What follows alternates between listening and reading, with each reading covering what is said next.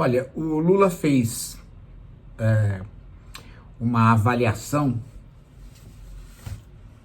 da comunicação do PT. Comunicação do PT na última campanha. Campanha para prefeito, que o PT saiu, né? Não conseguiu o que esperava. E o Lula disse, olha, nós não conseguimos sequer fazer uma licitação para contratar uma companhia de propaganda digital ou de comunicações no âmbito do digital. Nós não conseguimos sequer fazer, né, esta licitação, porque o TCU proibiu, anulou a licitação que tinha sido feita, porque houve uma denúncia de que as companhias que venceram a licitação já sabiam que iriam vencer. Então, o próprio governo anulou. Aí, quando o TCU sinalizou, o próprio governo anulou a licitação. Então, o governo está parado, diz o Lula, no âmbito das comunicações. E não quis, com isso, culpar o Pimenta. Poupou o Pimenta e chamou a culpa para ele próprio, Lula, porque o governo como um todo não conseguiu.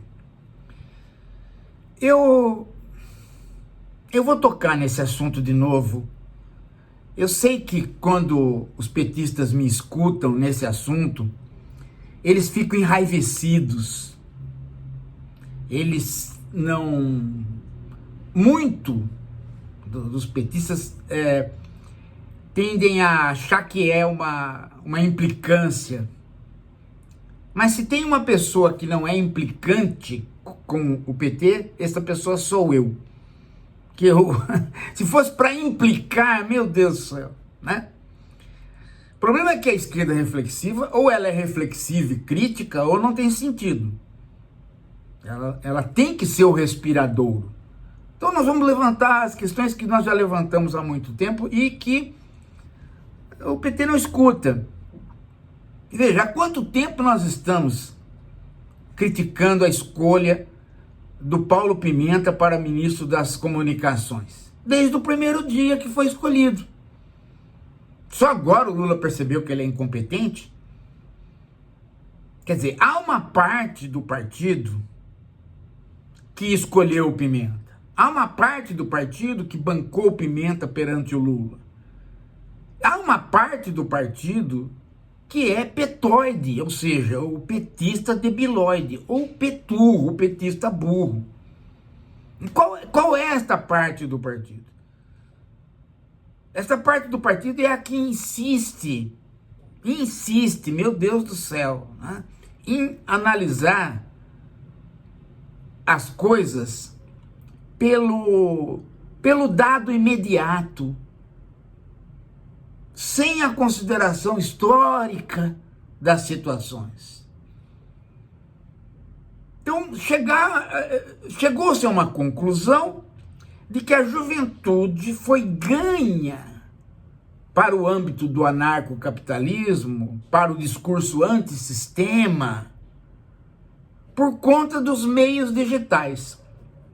Então, ou o PT tem presença nesses meios digitais, ou vai perder a guerra de narrativas diante do discurso antissistema que ganha os jovens. Não é interessante isso? Qualquer pessoa que fizer uma análise histórica vai chegar a uma outra narrativa. Eu vou só mostrar alguns elementos que essa narrativa do PT se esquece e não quer de maneira nenhuma ver. Vamos, para não pegar, né? Desde Adão e Eva, vamos começar, né? Não precisa começar no dilúvio, não, vamos começar um pouquinho mais para frente. 2013. O PT até hoje não conseguiu admitir que 2013 foi uma coisa e 2014 foi outra. O PT até hoje não conseguiu admitir que em 2013 havia uma quantidade enorme de pessoas de esquerda na rua e em 2014 havia gente de direita na rua. Até hoje ele quer fundir os dois movimentos para salvar a Dilma. A Dilma fez um péssimo governo, gente. As idas e vindas dela, meio abobadas, deixaram a militância à mercê dos fatos. Então não é um problema de querer salvar a Dilma. Admita que a Dilma não foi bem e recupere o que aconteceu em 2013. As pessoas parecem que se esqueceram que em 2013 o Eduardo Suplicy foi na casa de vários pais dizer para eles: não, deixa seus filhos ir para a rua fazer mobilização. Por que o Eduardo fez isso? Porque ele sabia que as pessoas que estavam ali na rua, né, eram jovens e que estavam descontentes com o governo. Agora, você pode dizer assim para mim: eram jovens petistas, eram jovens que estavam dentro daquela grande narrativa de 2010, 2011, do Occupy, da Primavera Árabe, que foram movimentos buscando liberdade, melhoria de vida pela esquerda, mas com um veio libertário. Tanto é que a organização era horizontal, tinha pouca liderança. O PT se insurgiu contra esta gente com uma força inaudita, inclusive usando de uma nova formulação muito mais rígida da Lei de Segurança Nacional. O resultado foi que, em 2014, quando a Dilma precisou de gente na rua para bancá-la, ninguém foi.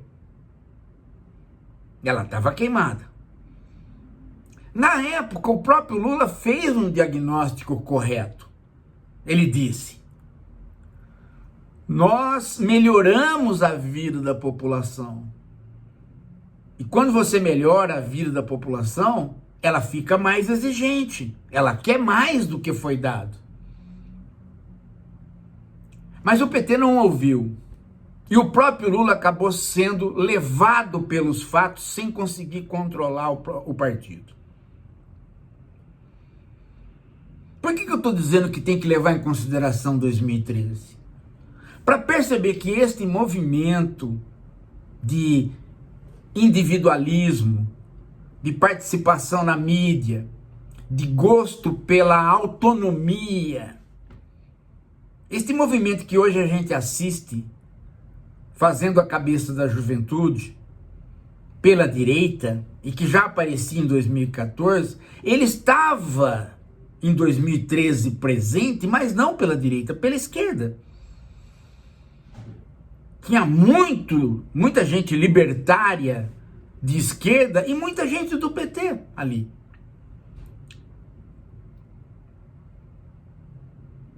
É preciso lembrar disso, para perceber que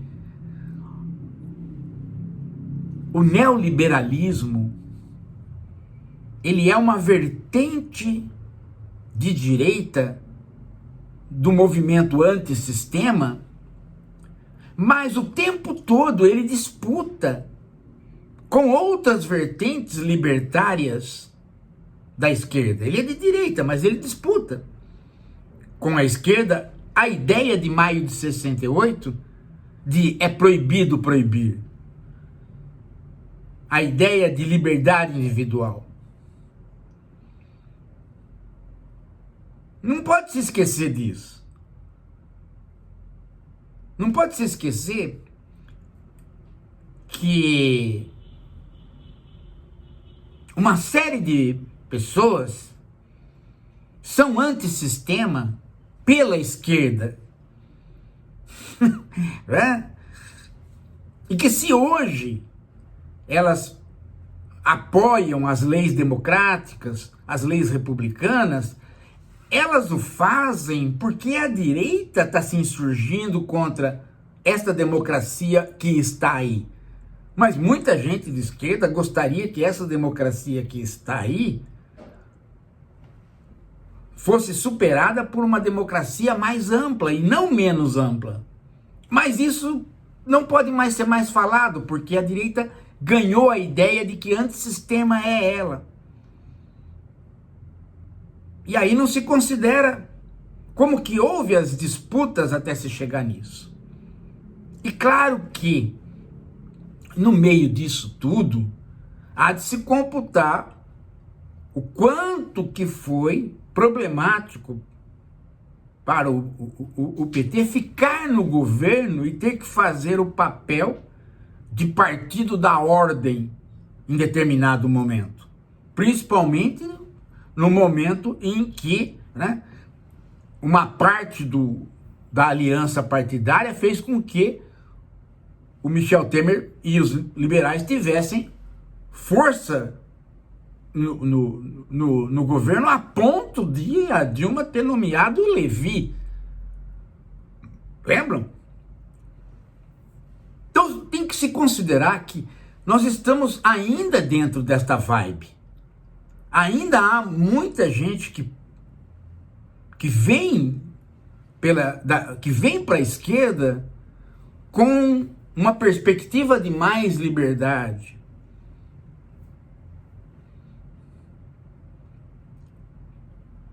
E não é satisfeita, porque o mais liberdade acabou caindo na mão da direita. Se você faz essa análise, você começa a ver que o problema não é a digitalização, a mídia digital. O problema é a hegemonia dentro dos movimentos sociais. Esse é o problema maior. O PT não tem hegemonia mais dentro dos movimentos sociais. E o que aconteceu a não ter hegemonia mais nos movimentos sociais? Começou a exacerbar a influência da mídia digital no mundo. Como se ela resolvesse tudo. Como se ela fosse a culpada por quem vence e por quem perde, de repente. Repentinamente. E aí não se aprofunda a discussão de por que não se volta aos movimentos sociais. Mas, pior, começou a se adular figuras completamente neoliberais dentro desta mídia digital para que eles salvassem o PT. Então, qualquer pessoa que posa com algum discursinho, né, que parece ser mais à esquerda, ou quem tem um pouco mais simpatia pelo PT ou pelo Lula, olha, ele é um influencer, então precisa ganhá-lo. Deu no que deu. Você tem um Felipe Neto, que é um empresário, que é um cara que só pensa nele, sendo considerado uma pessoa de esquerda e sendo considerado alguém que o governo tem que dar ouvidos. Se não bastasse isso, tem o episódio que é herdeiro daquela porcaria que o Luiz Nassif fazia. Lembram? O senhor Luiz Nassif, ele era chefe de um grupo de blogueiros que faziam de conta que faziam notícias, mas na verdade faziam um discurso pró-PT. Paulo Henrique Amorim, Sakamoto, o próprio Nassif, era um monte de blogs, lembra? Eles não conseguiram sobreviver à onda do fim dos blogs e início dos canais. E apareceram outras figuras de influencers da esquerda. Um bando de porcaria, também de fundo neoliberal, que de repente começou aí a pegar fazendinha da China e da Índia para clicar e para ter seguidor. E o governo caiu nessa. E o próprio PT caiu nessa, que essas pessoas eram importantes. Era importante trazer essas pessoas. A ponto de acontecer um episódio aí que até hoje não foi elucidado, né? O tal do Bagulho Bochecha veio no canal dele e denunciou que havia um grupo de pessoas pagas por uma fundação, que ele não falou o nome, né? Mas ele disse que ele próprio estava presente. E nesse grupo de pessoas tinha uma fundação e o próprio YouTube. Eles iriam fazer uma campanha pró-democracia, mas que na verdade era uma campanha pró-Lula, dado que o Bolsonaro seria um não democrático. E foi feito, e isto foi pago, e muito bem pago. E sem querer, a Janja denunciou isto, que o próprio Bagulho Bochecha depois denunciou. Pode não ser as mesmas figuras que estiveram nesse complô, mas o fato é que ela convidou para participar de uma reunião no Palácio do Planalto um grupo de pessoas, e nesse grupo de pessoas havia também pessoas que participaram dessa outra reunião que o Bagulho Bochecha denunciou, de esquerda, que seriam a organização da mídia digital petista e de esquerda para competir com a direita neste fantástico mundo que segundo os petistas e talvez o próprio Lula, decide eleições, que é o mundo digital. Em outras palavras, abandonou-se os movimentos sociais, dá-se uma importância exagerada à mídia eletrônica e digital, elege todo e qualquer influencer mirim, vagabundo, que não tem porcaria nenhuma para dizer, como um grande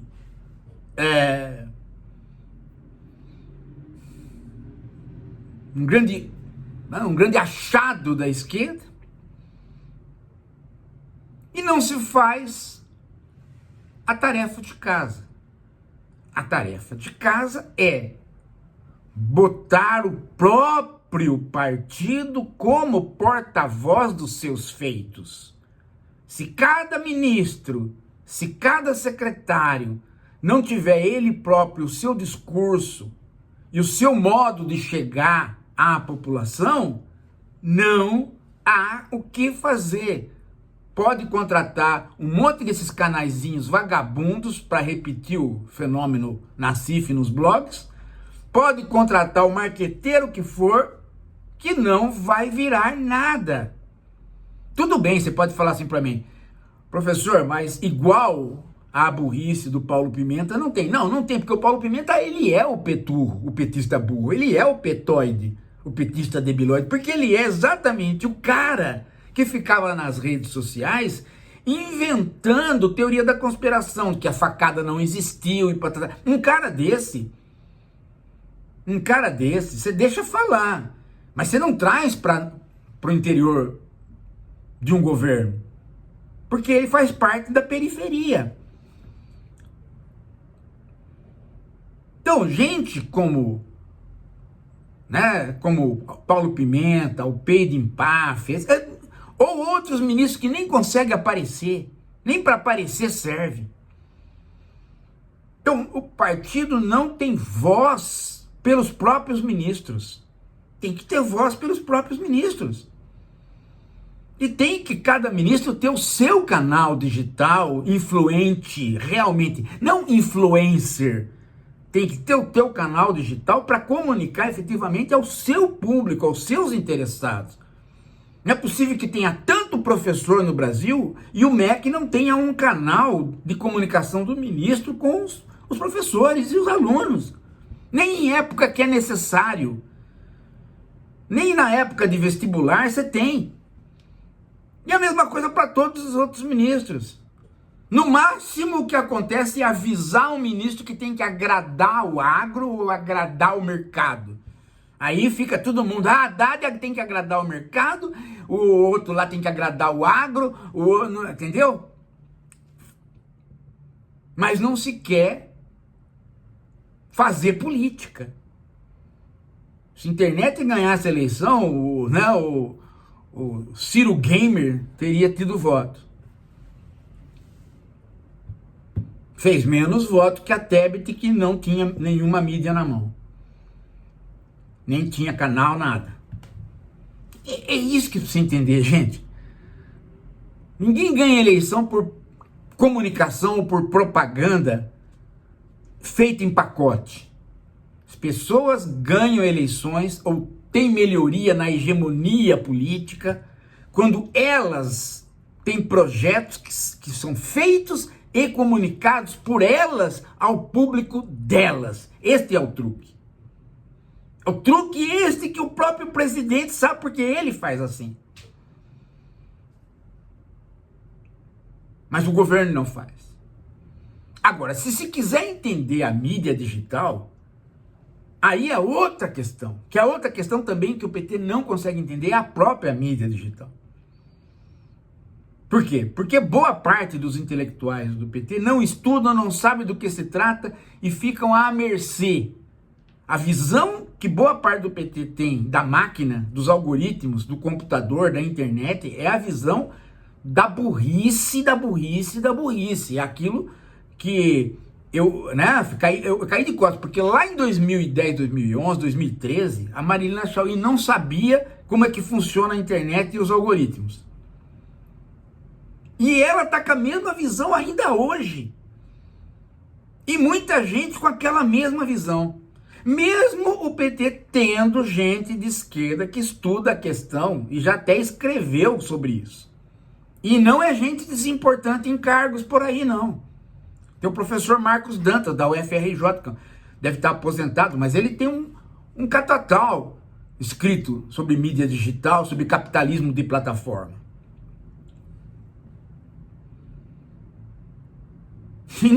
Inclusive do ponto de vista do marxismo. Portanto, seria muito aproveitável pelo PT, mas que nada. E sem contar os escritos do Tony Negri, os nossos escritos do semiocapitalismo e da subjetividade maquínica, os escritos dos italianos todos, inclusive, da Pleiade que cercou e cercava o Tony Negri. Até mesmo um texto que está aí traduzido no inglês e no espanhol, o capitalismo de plataformas. O PT desconhece, a Fundação Perseu Abramo desconhece tudo isso. Eles só sabem olhar a mídia digital e o neoliberalismo pelo viés do emprego. Ah, tem muita gente em home office. Ah, tem muita gente sem sindicato. Ah, tem muita gente na tal da informalidade. Eles veem só o emprego e o trabalho por cima. Eles não entram no modo de trabalhar. O modo de trabalhar fez com que nós mudássemos o modo de viver, porque não tem mais off e on. Todo mundo está on. E as crianças estão aprendendo mais palavras com a máquina do que com suas mães, do que faz com que elas não aprendam nada, porque palavra não se aprende com máquina. A palavra tem uma conotação sentimental que só o ser humano pode passar para o outro. Senão ele não aprende. Ele aprende a formalidade da língua e não a semântica que vem com uma carga afetiva e capaz de fazer a pluralidade da língua.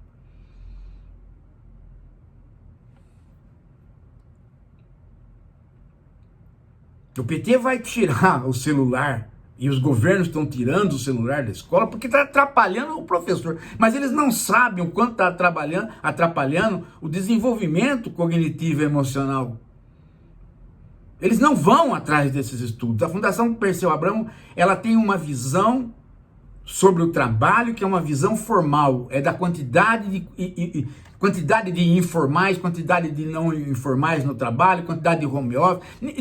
Não se entra na relação com a máquina, não se entra naquilo que nós chamamos aqui,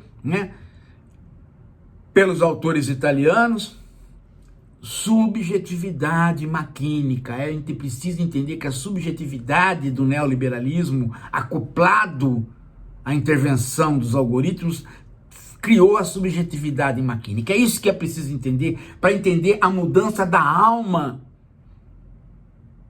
da juventude. Mas não se quer fazer isso.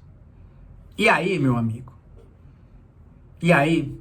Fica se caindo nesse engodo, né? Ah, vamos tentar conquistar os evangélicos. Vamos ver, acha alguns pastores aí para fazer isso pra gente. Ah, vamos conquistar a juventude achando alguns influencers. Sempre a visão de quem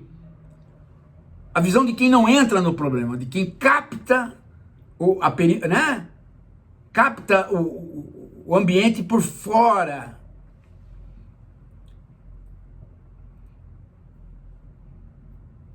Tem que agradar. Vamos agradar que setor social?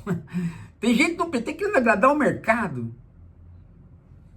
O PT tem que ir mais ao centro para agradar o mercado. O mercado não vota, cara. O mercado é meia dúzia de pessoas que tem uma relação com políticos que defendem o capitalismo financeiro. Mas ele próprio não tem gente. Aí vem o outro, né? O mais débil mental do débil mental, racialoide, para não dizer outra coisa, né? Racialista, para não dizer outra coisa perigosa, né? O tal do GC. Ah, nós não vamos para frente porque a população agora tem uma quantidade muito grande do pobre de direita e o preto evangélico. Vamos eliminá-lo, né? Eliminá-los aí a gente ganha. Virou isso, né? Cara, né? De novo, né? Né? Os mais humildes, as vítimas do modelo econômico, vão ser vitimadas pela segunda vez. São, né? São alienados, são burros. O cara ainda tá nessa.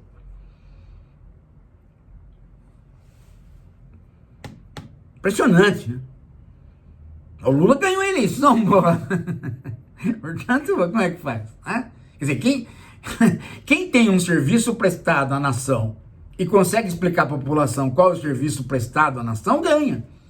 Eu tô para dizer para você que se nessa operação que fizeram aí, tirar metade do cérebro do Lula, deixar só metade, né? Aí com metade do cérebro, se deixarem ele falar, ele ganha da direita, porque, né? Se não atrapalharem ele. Porque simplesmente o cara fala, ó, eu fiz tal coisa, e vai para a população e diz.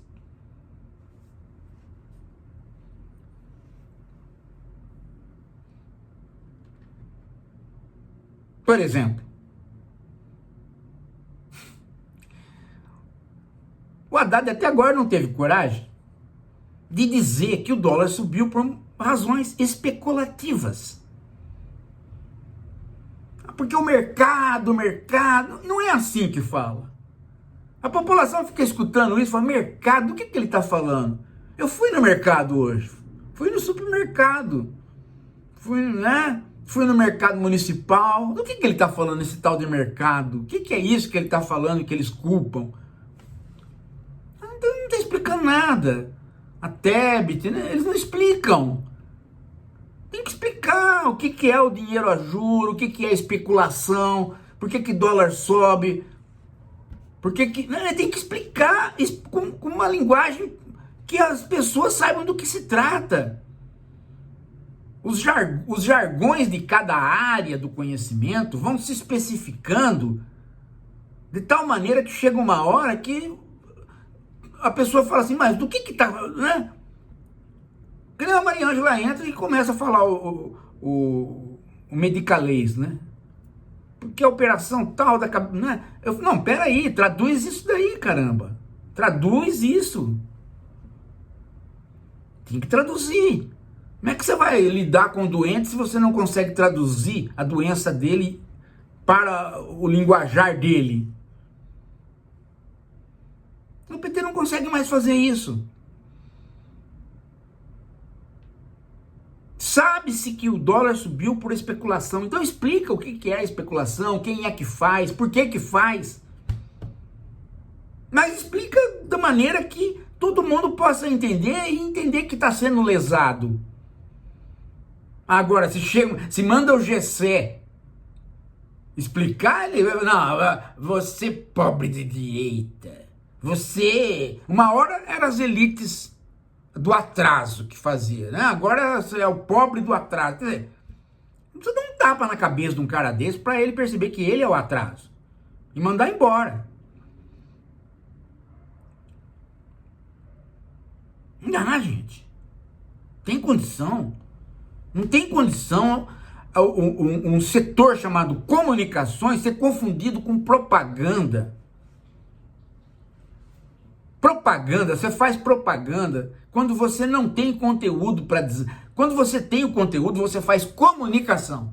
Você explica o que está acontecendo a partir do seu projeto, do seu conteúdo. E por que não se faz se o presidente da República, que é o líder do PT, faz? O que aconteceu com o PT que sobrou só o Lula de militante inteligente do PT? O resto virou um bando de gente que não entende o que eles querem. Hã?